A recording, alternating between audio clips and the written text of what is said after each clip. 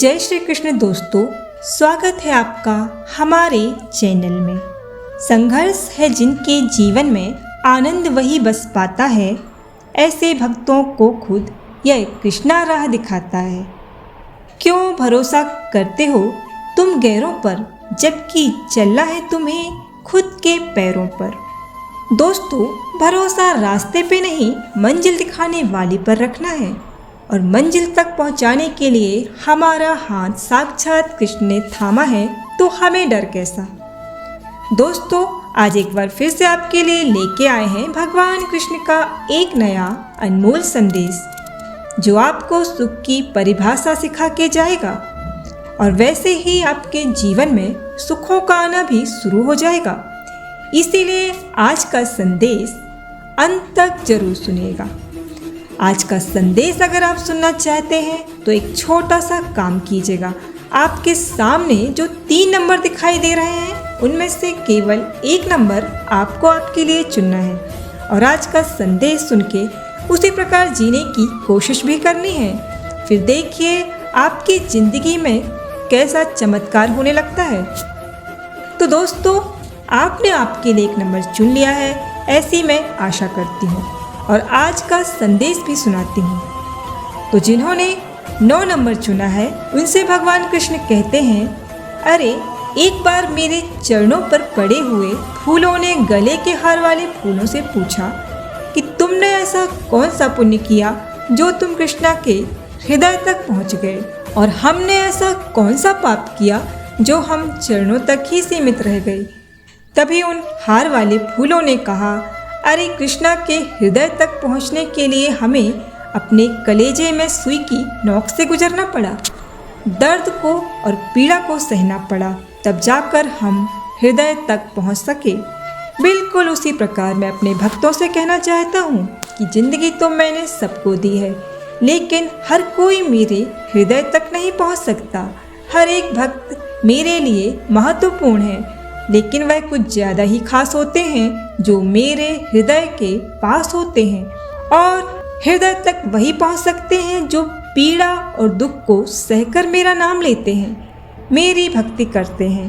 क्योंकि अक्सर लोग दुख दर्द आने पर मुझी को कोसते हैं, जैसे कि मैंने ही उन्हें यह तकलीफ दी है, पर वह लोग आसानी से भूल जाते हैं कि यह तो उन्हीं के कर्मों का फल है जो वह भुगत रहे हैं।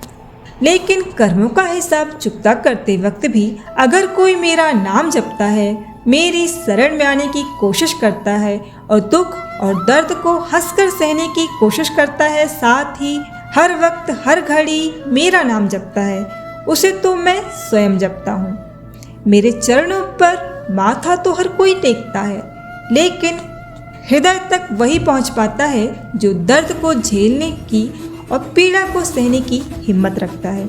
और अगर तू इसी प्रकार जिंदगी गुजारता है, दुख और दर्द में भी मुझे ही पुकारता है, तो तेरा यह कृष्णा भी तुझसे सदा के लिए जुड़ जाता है, तुझसे सदा के लिए जुड़ जाता है, और तुझसे एक ही बात कहता है कि तू डरना नहीं, तू घबराना नहीं, मैं हमेशा तेरे साथ रहूँगा, मैं तो हमेशा ही तेरे साथ रहूँगा।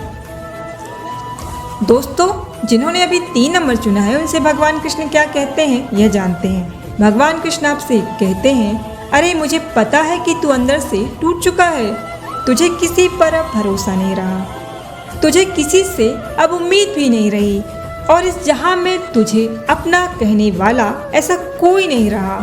इसीलिए तू उदास मत हो। तू तो एक बात समझ ले, तू कभी अकेला नहीं हो सकता, क्योंकि तू इस कृष्णा का भक्त है।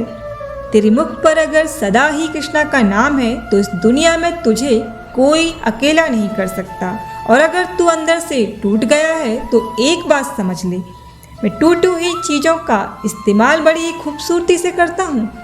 जैसे मिट्टी के टूटने से खेत बनता है, बीज के टूटने से पौधे की संरचना होती है। इसलिए जब तू खुद को टूटा हुआ महसूस करेगा, तो समझ जाना मैं यानी कि तेरा यह कृष्णा तेरा इस्तेमाल किसी बड़ी उपयोगिता के लिए करना चाहता है। इसीलिए खुद को टूटा हुआ नहीं बल्कि मजबूत समझ। और तू तो मेरा वह भक्त है जिसको साक्षात भगवान कृष्ण मजबूत बनाने की कोशिश करते हैं। अरे भगवान राम ने भी वनवास देखा, श्री कृष्ण का जन्म भी कारावास में हुआ और वनवास तो पांडवों को भी भोगना पड़ा। इससे एक बात समझ ले कि संघर्ष हमेशा सत्य के साथ चलता है। जब सत्य के लिए भगवान को भी संघर्ष करना पड़ा तो तू तो एक इंसान है, लेकिन अगर तुझे संघर्ष करना पड़ रहा है तो एक बात साबित होती है कि तू एक सच्चा और सत्य की राह पर चलने वाला व्यक्ति है। और मैं तो सदा ही सत्य के पक्ष में होता हूँ। जिसके पक्ष में मैं हूँ उसकी तो जीत निश्चित होती है। इसीलिए तू कभी घबरा मत, तू बस मेरा नाम ले और आगे बढ़ने की कोशिश कर। फिर देख, मैं तुझसे सदा के लिए जुड़ जाऊँगा और तुझसे एक ही बात कहूँगा, तू डरना नहीं, तू घबराना नहीं। मैं हमेशा तेरे साथ रहूँगा, मैं तो हमेशा ही तेरे साथ रहूँगा। दोस्तों, अभी जिन्होंने 7 नंबर चुना है उनसे भगवान कृष्ण कहते हैं, अरे तू बस तेरे इस कृष्ण, तेरे इस परमात्मा के पास आकर बैठ। इतना गहरा भाव रख कि तेरे आँखों में से आंसू आ जाए।